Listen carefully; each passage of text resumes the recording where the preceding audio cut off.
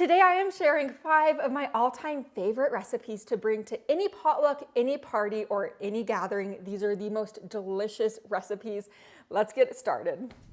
The first recipe I am starting with is this taco 5-layer dip. I started making this recipe when my husband and I first got married, or shortly into our marriage. I wanted to create a side dish for something, or make a side dish for something that wasn't going to take me too long and that was basically fail-proof. And that is where this taco 5-layer dip came into play. This is a very fail-proof recipe that everybody loves. You could bring it to summer parties, winter parties, fall parties. It's delicious. So add your 2 cans of refried beans into this bowl, along with 2 tablespoons of cream cheese. You want to make sure your cream cheese is softened, just so it's easier to spread. You'll give this a stir. That cream cheese will give it a nice, rich flavor that, in my opinion, it needs. You'll also add in about a tablespoon of taco seasoning, or you could use like homemade taco seasoning, or any seasonings that are similar to taco flavors like cumin, chili powder, oregano, onion powder, garlic powder, onion powder, like any of those seasonings will work. But give this a good stir, and then you're going to add it to the bottom of a baking dish. So I just have a baking dish right here.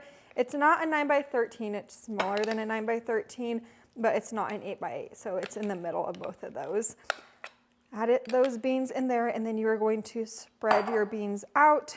I do want to also mention this is on the affordable side for appetizers as well. So this one will feed a crowd, but you are really not spending much money. I know there are plenty of party appetizers out there that will cost an arm and a leg, so these are affordable today. The next layer for our 5-layer dip is a layer of guacamole. You could go crazy with the guacamole. You can make homemade guacamole.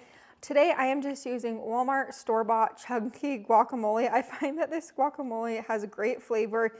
It's on the affordable side for guacamole, and you just spread it over the top. So my little hack for this appetizer party dish is use store-bought guacamole. It'll save you time. Now over the top of the guacamole, you're going to add a layer of sour cream. That is going to be the 3rd ingredient.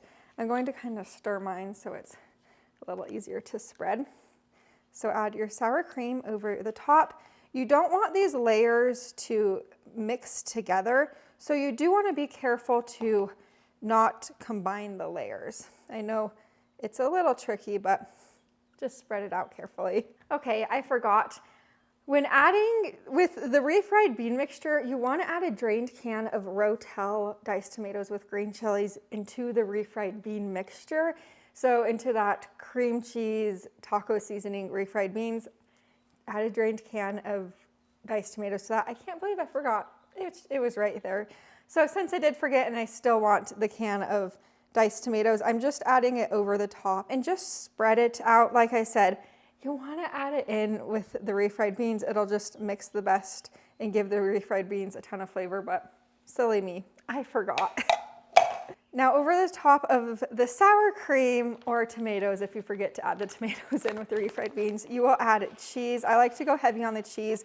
I know some potluck dishes don't get eaten, but this one is guaranteed to be eaten. Whenever I make this for a family function or really any party in general, this is always the first to go because it's easy to scoop out of the dish. You eat it with chips or really anything, and it's just a crowd favorite.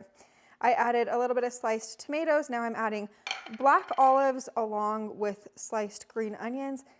There you go. That's all you have to do. Now just look at how beautiful and colorful this is. You have your gorgeous layers in there. This is guaranteed to be eaten in minutes. The best part about this dish is that you could add ingredients to it. You could subtract ingredients, add whatever you want as far as the toppings. Grab yourself a chip, but when I do bring this to gatherings or parties, I do bring a spatula or like a big spoon so people could spoon it themselves and put it on their plates, but this is great with chips or really anything. Now we are making this avocado corn salad. This one is fresh and perfect for this time of year. I'm going to start out by cutting up my English cucumber, my onion, basil, cherry tomatoes, and avocado. Typically I use 3 avocados. I'm just using 1 today. And now that your veggies are chopped up, grab a bowl, and then you're going to add all the veggies in. I like to cut my veggies pretty small. And then you could also add chicken to this to make this more of a main dish. But if somebody's asking you to bring a salad or anything like that, this is just the most perfect salad to bring, just because it's simple to make. It's not your traditional salad. And if you have a veggie chopper, you could chop those veggies up in a matter of minutes. But as I was saying, if you do want to add chicken to this, what a great easy main dish too. For this recipe, I like to add in corn. I normally add in 2 to 3 ears of fresh corn during the summer. You could add charred corn, any type of corn, but my store doesn't have any fresh corn right now, so I just added in 1 can of drained corn.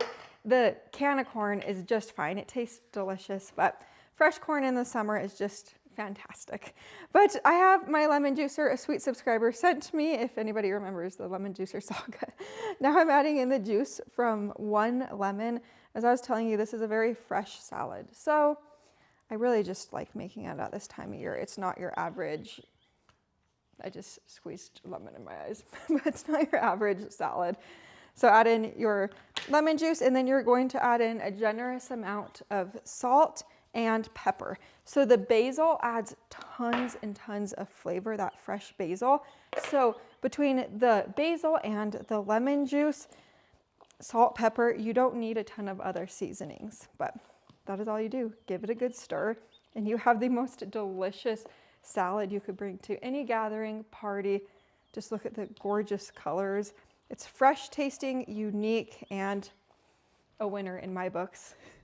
Now we are making this caprese pasta salad. This one is a fresh, simple one with just a few ingredients in it. It tastes elegant, but our little secret is it's easy and really good. So add your cherry tomatoes. I'm just using 1 container, so about 2 cups of cherry tomatoes. Then I have my mozzarella pearls. It's 8 ounces of mozzarella pearls.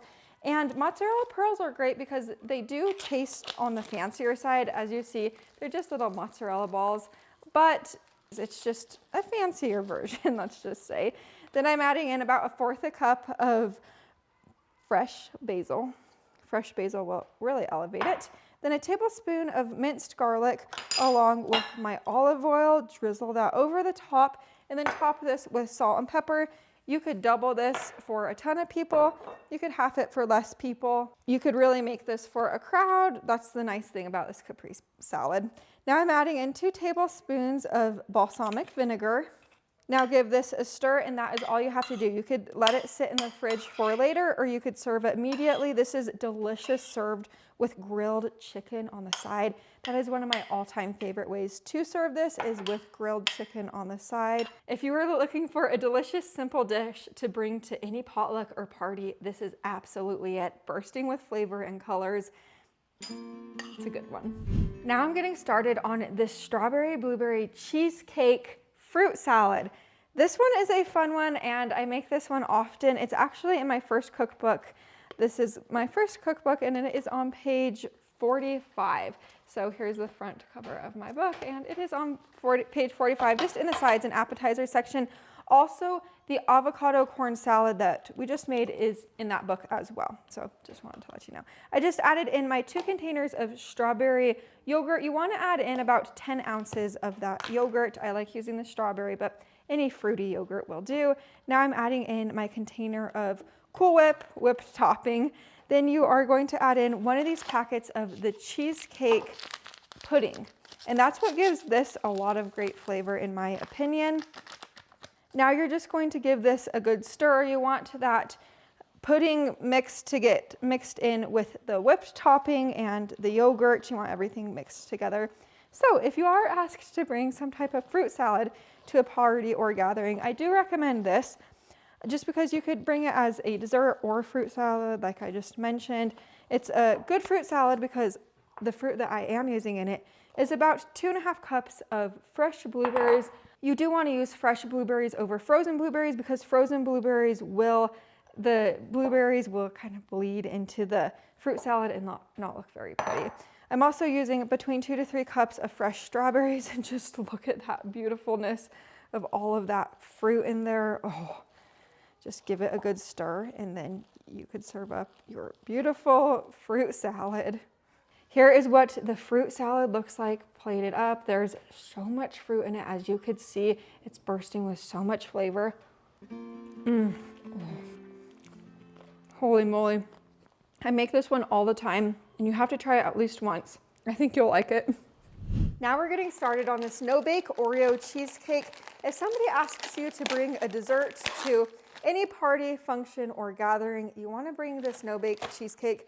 Just because it's an easy cheesecake to throw together, it is on the affordable side, and it is a little bit more unique than just a traditional no-bake cheesecake because it is Oreo. It has great flavor, and it tastes like you spent forever trying to make it, at least in my opinion. For the crust, add about 20 Oreos to a bag.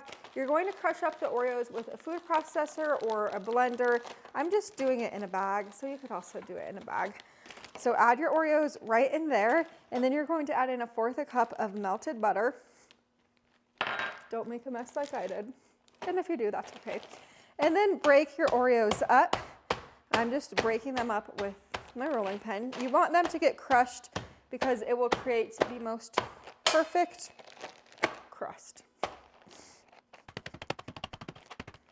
Now that I'm finished crushing up my Oreos, just give them a little mixy and then add them into the bottom of your pan. I'm using a spring form pan, or you could do an 8x8 baking dish or a regular pie crust. The reason I like this spring pan is because once the cheesecake is set up and you're ready to bring it to a potluck or a gathering, all you have to do is take the spring, I guess I'll show you in the end, but you just take the spring out of it, unspring it, and then it looks so beautiful. Press the Oreos to the bottom, and then I'm going to set this in the fridge while I work on the filling.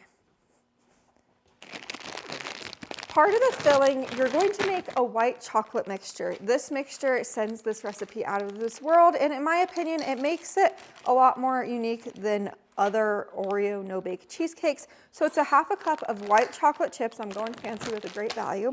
Then you'll add in 1 1/4 cup of heavy cream. Microwave this in your microwave for 20 seconds at a time until everything is melted and combined together. So you want the chocolate chips to be beautifully melty. Here's what the white chocolate cream mixture will look like once it is through microwaving. Smooth like that. So now into this big bowl, we're going to add 3 8-ounce blocks of cream cheese. I did set mine out to soften just for about 20 minutes before, but you could also use chilled cream cheese. That will work just fine as well. Oh. After you add your cream cheese into the bowl, you're going to beat it just so it is smooth. You want your cream cheese to be smooth, and that's how you're going to help it not become clumpy in the end.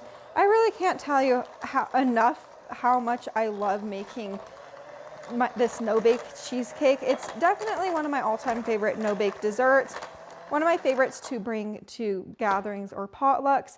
So after that's mixed well like that, you're going to mix in your 3/4 cup of heavy cream along with that beautiful white chocolate heavy cream mixture that we made up. Toss it right in there. And then you are going to mix this until it is silky and smooth. You could also do this with golden Oreos if you prefer the golden Oreos. I'm doing the traditional chocolate Oreos today though. Now that it is smooth like this, I'm going to add 6 Oreos in. So I'm just going to crush the Oreos up by hand. You could crush them up in a fancy way or do it by hand like me.